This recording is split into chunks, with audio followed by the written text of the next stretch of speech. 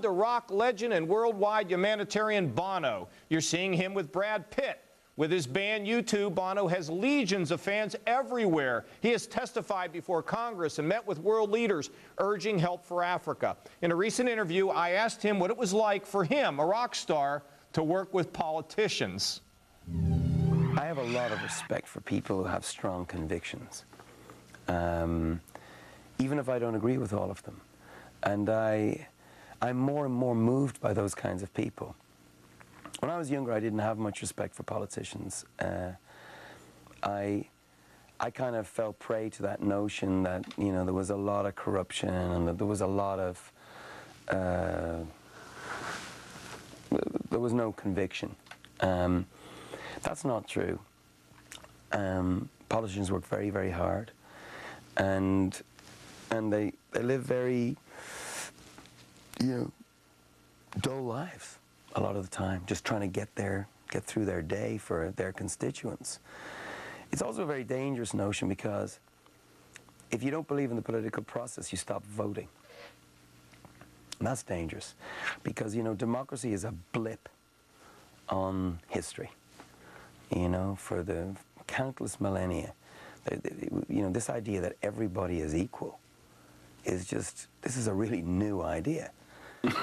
You now are approached in 80 directions by people that want you to take on their cause. You know, you have tributes for heroes. You know, I'd like to know specifically, how did you decide to do that? What are the other causes that you think you might attach yourself to, and how will you decide which ones?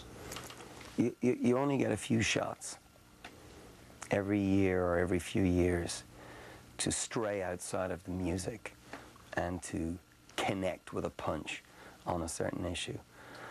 And U2, at the moment, it's Africa, and we think that that's in historic terms, that this time will be remembered for probably the internet, September the 11th, and an entire continent bursting into flames while we stood around with watering cans.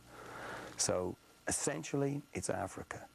When September the 11th happened, we got a call to be part of the grieving of America and to contribute to that fund.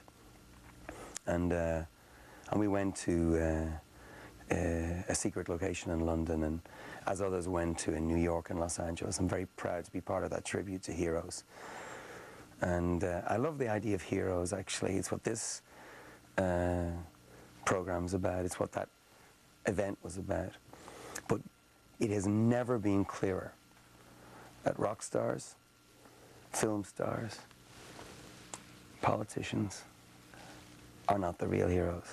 And that it is about firemen and nurses and mothers.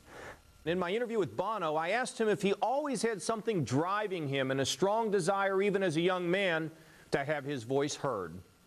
I'll be honest with you, but more out of just despair and dyslexia, probably, you know, and just not really, you know, able to do anything else. I mean, from a very early age, I woke up hearing melodies in my head.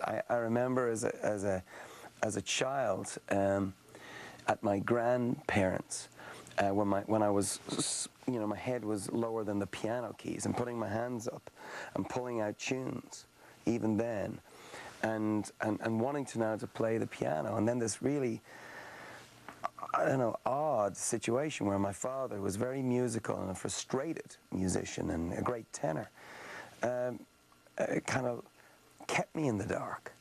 It was a really odd thing, you know, and I'm still very frustrated. I'm still musically, I still fight with the, you know, with trying to get what I hear in my head down into a recording, and so a lot of our music is born out of frustration and a certain amount of rage that I suppose I bring to it, and I don't know where that rage comes from.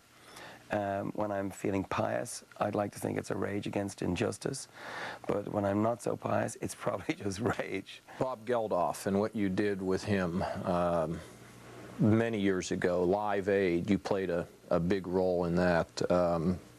Was he a guy that sort of showed you the way, how to be effective? Yeah, he still is.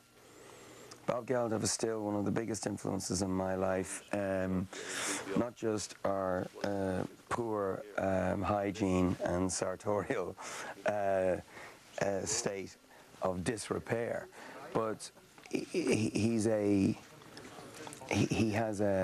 fierce, he's funny, and he went after what was right when a lot of politicians were ignoring Africa in the middle 80s. I got so caught up with it, I ended up in Africa.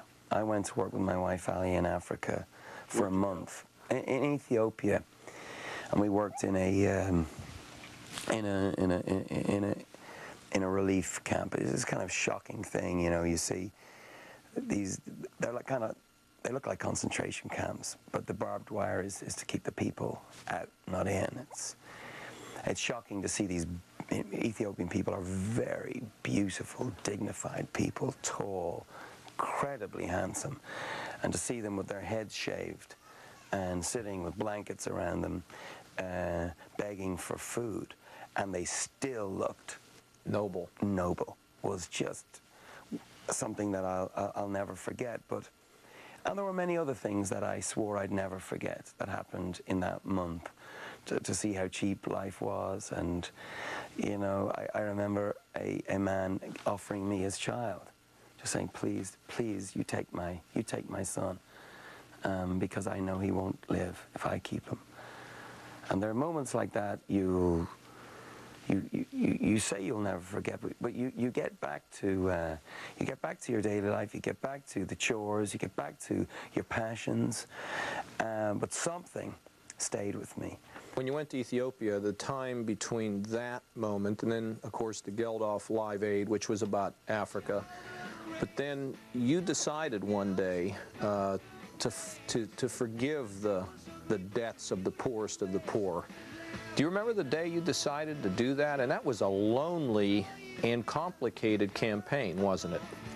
It's hard to explain the Jubilee campaign in a few sentences. But what I liked about it was essentially a very American idea.